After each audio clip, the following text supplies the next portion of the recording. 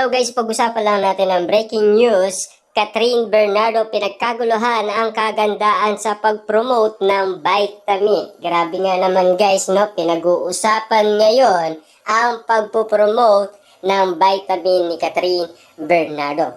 Ika nga guys ni Christopher Min, lahat ng mga pinopromote ni Catherine Bernardo ay top market daw. Yan kasi guys ay galing mismo kay Christopher Min.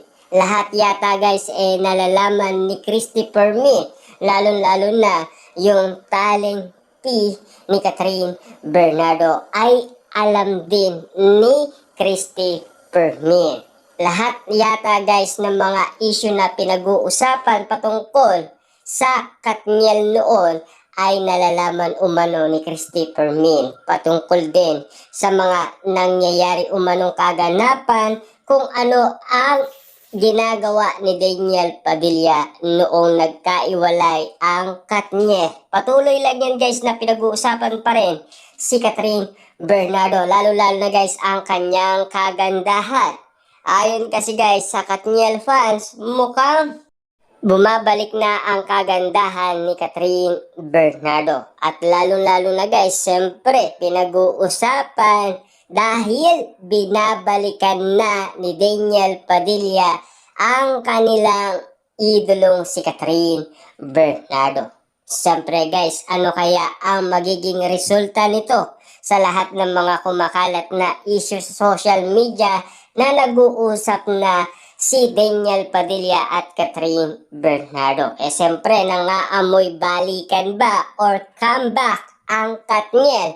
Ayon kasi guys sa mga Katniel fans, dahil mukhang nagkakaroon na ng pag-asa ang Katniel fans. Ang tanong ng karamihan, siyempre, yung inihintay nilang movie na After Forever ay magagawa na nga ba ng Katniel? Ngayon, okay na sina Catherine Bernardo at Daniel Padilla. Ano kaya guys ang magiging resulta sa pamilyang Bernardo? Lahat ng ginagawang akbang ni Catherine Bernardo, magiging magkasundo pa kaya guys ang pamilyang Bernardo at ang pamilya ni Daniel Padilla? At lalo-lalo na magiging okay pa ba ang aura ni Daniel Padilla sa pamilyang Bernardo? Yan kasi guys ang pinag-uusapan kung bakit nga naman kasi paikot-ikot si Daniel Padilla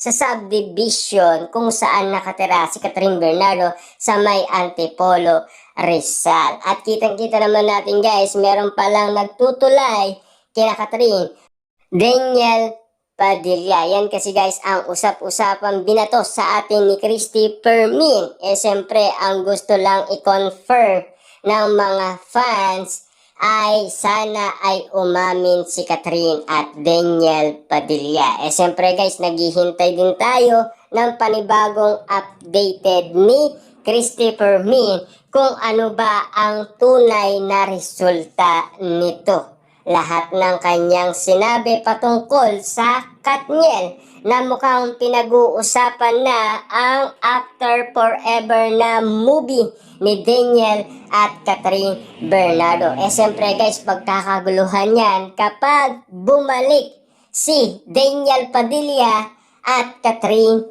Bernardo. Siyempre guys, no, muling nagbabalik ang Katniel.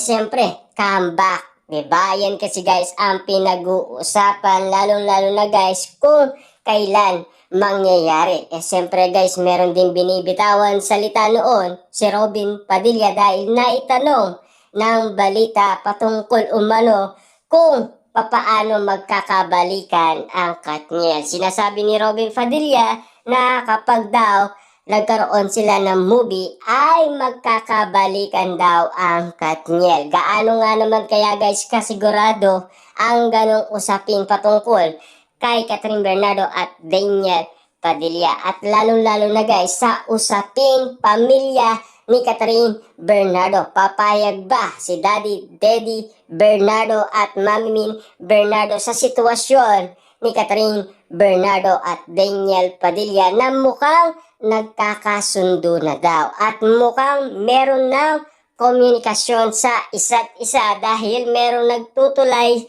sa kanilang dalawa. Yan kasi guys ang pinag-uusapan at dahil nanahimik nga naman kasi guys ang cut din ang pinag-uusapan na at pinagkakaguluhan na ay sina Daniel Padilla at Catherine Bernardo. Siyempre guys, wala ng project ang cut din. Sabi nila, fake news daw. Pero iniintay pa rin natin guys ang announcement ng management ng ABS-CBN at ng GMA Picture. Kung ano nga ba talaga guys ang sitwasyon ni Catherine at Alden Richard. Pero mukhang nagkakaayos na daw ang Katniel. Magkakaroon nga ba ng comeback?